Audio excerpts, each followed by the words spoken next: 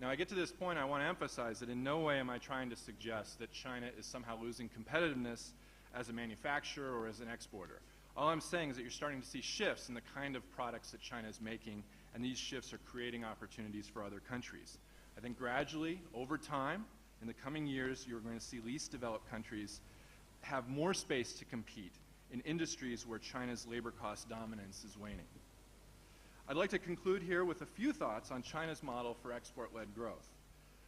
Low wages, a large population, and government policies that are very favorable to exporters have certainly played a role in China's achievements, no doubt about it. But that's not the full story. I would emphasize the role of infrastructure and education as another two key ingredients in this success. In the early stages of China's reform and opening up, Hong Kong provided that infrastructure. Hong Kong provided that channel for China's exports to get to the world. But now, thanks to decades of investment, you see mainland China, especially the coastal east, is very well connected both domestically and internationally. And you see that here in Chongqing, which is an inland city, but you see the number of rail lines, port facilities that are developing around Chongqing, and it's really quite astounding, this investment in infrastructure. Education, I think, though, is equally important. Thanks to investment in primary and secondary education, Chinese factories workers are almost always literate and have the skills necessary to operate modern machinery. So China does very, very well in basic primary education. And its achievements here are really something for all countries to note. While countries seeking to follow China's path will need to focus on infrastructure and education, among other things, there are parts of China's experience that maybe are best avoided, including excessive environmental degradation, poor worker safety standards, and severe limits on the ability of workers to organize to protect their rights. For countries that are able to develop the positive ingredients of China's success, the future of export-led growth looks bright. And I totally agree with the comments of Mr. Long about the great achievements China has made in poverty reduction. It really is, I think, the greatest achievement of post-Mao China is the hundreds of millions of people in this country that have been lifted out of poverty. I first came to this country in 1991. The difference between then and now, not even 20 years, is just astounding, and it's an accomplishment that China really deserves credit for. But for other export-led economies, the future does look bright. I think developing and least developed countries in coming years are going to find a recovering, open, and dynamic market in the United States. In addition, on top of this, they will see a rapidly growing consumer market here in China, and a China that's importing a much wider array of products from around the world. For all countries, regardless of their stage of development, the ultimate goal of exports and trade in general should be to improve living standards of people. In a previous panel, we talked about the importance. These are people we're talking about. Ultimate success of export-led growth should not be judged on the trade surplus or the accumulation of foreign currency reserves, but on how exports have improved the health, welfare, and happiness of all citizens. Thank you very much for your attention.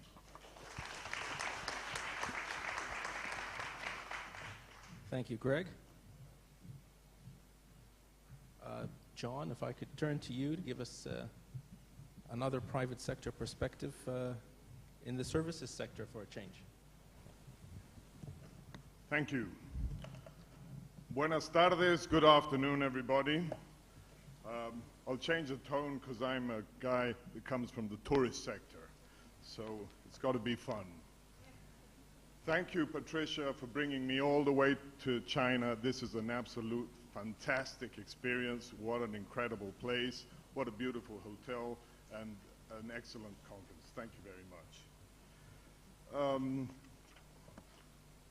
As you can expect, I will be talking to you about tourism. But I have been listening the last couple of days, and I hear you say that you're looking for an industry, a sector that links trade to development.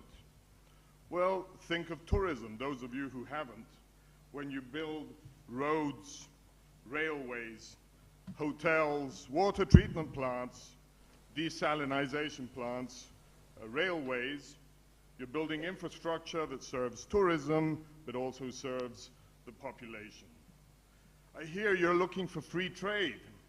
What can be freer than one of you calling your travel agent and saying, I want to go to Chongqing, or I want to go to Cancun, Mexico, and I'm taking my body, my person, my family, my kids, because that's where I want to go, and my cash.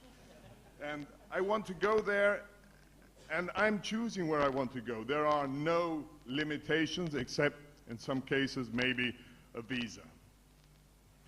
You want local markets to develop. After all, competitiveness begins at home.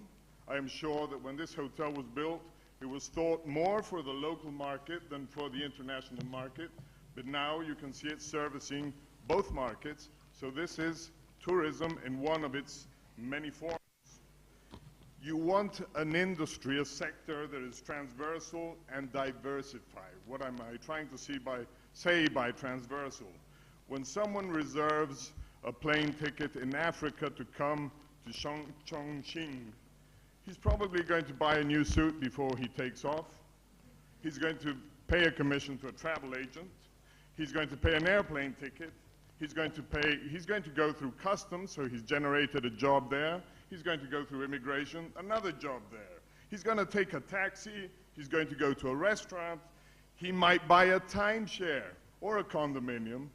And so the transversality of tourism has happened. You've gone through all of the sectors of the economy just by one tourist moving from one place of the world to another or within your own country.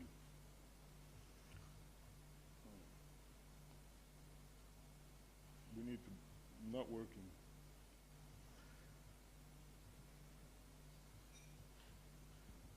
Now, while we get this on,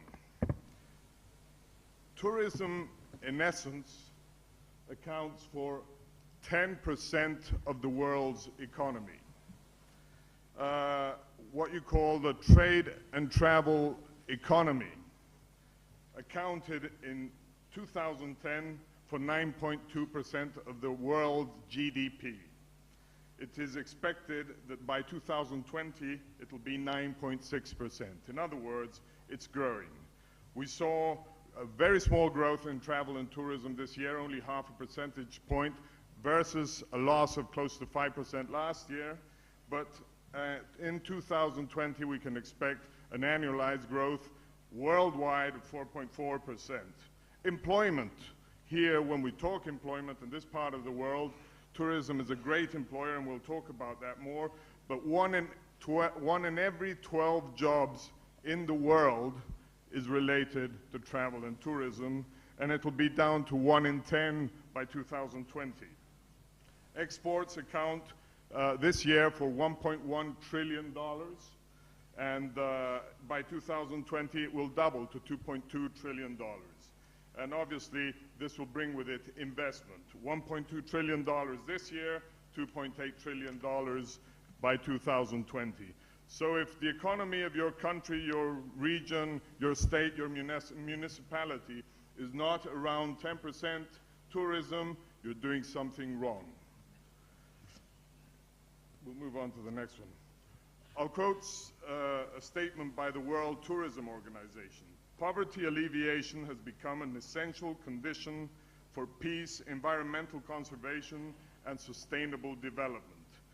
Besides being an ethical obligation in an affluent world where the divide between poor and rich nations have increased in recent years. Tourism can play a significant role in the alleviation of poverty. In a recent speech, President Felipe Calderón of Mexico was commenting on some of the virtues of tourism, and I'll just say some of the thoughts. I won't go through the whole speech. But A, it's a labor-intensive sector. You see this hotel is about 470 rooms. It has about 470 employees. But for every employee inside of this hotel, there are 4 outside that are somehow doing something for it. It's very easy to incorporate people into the hotel sector, very easy to bring them into the industry.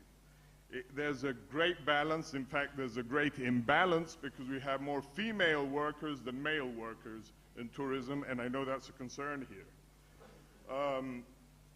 Compensation in the tourism sector in Mexico is 30% higher than the average of all industries in Mexico. 30%